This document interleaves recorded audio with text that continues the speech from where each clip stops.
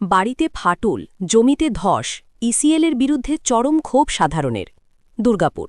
শীতের ভোরে বিকট শব্দ, আতঙ্কে মানুষজন বেরিয়ে দেখেন নেমেছে ধস। কনকনে শীতেই বেড়ে যায় কাঁপুনি।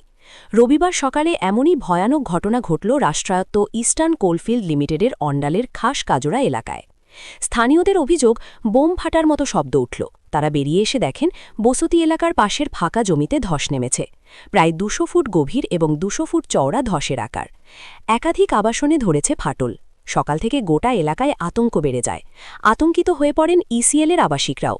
যদিও ইসিএলের তরফ থেকে গোটা এলাকা বিপজ্জনক লেখা কার্ডেন দিয়ে ঘিরে দেওয়া হয়। খবর পেয়ে ঘটনাস্থলে পৌঁছালেন জেলা পরিষদের সহকারী সভাধিপতি বিষ্ণুদেও নুনিয়া। তিনি সরাসরি কেন্দ্রীয় সংস্থার বিরুদ্ধে গাফিলতির অভিযোগ তুললেন। স্থানীয় বাসিন্দা শ্যামদেও বলেন, এই ঘটনার পর থেকে আমরা চরম আতঙ্কে রয়েছি। এইভাবে ধস নামতে থাকলে আমাদের প্রাণ সংশয়ও হতে পারে যখন তখন।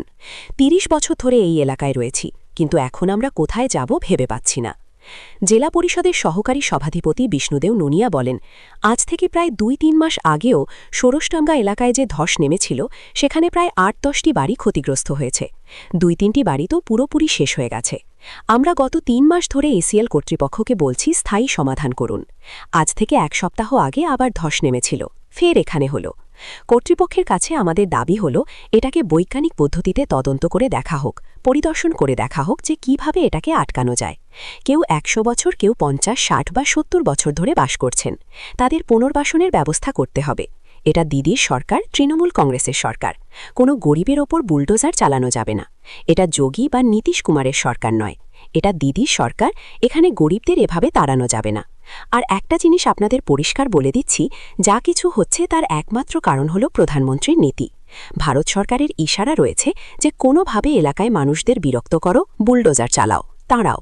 কিন্তু আমরা জানিয়ে রাখছি, দ্রুততার সাথে পুনর্বাসনের ব্যবস্থা করা না হলে আন্দোলন শুরু করব। এ বিষয়ে अनुभव हम लोग को 5 बजे 4-5 बजे हुआ। कैसा आवाज था? आवाज़ जब बम पड़ता है ना अंदर, वैसे आवाज़ हुआ।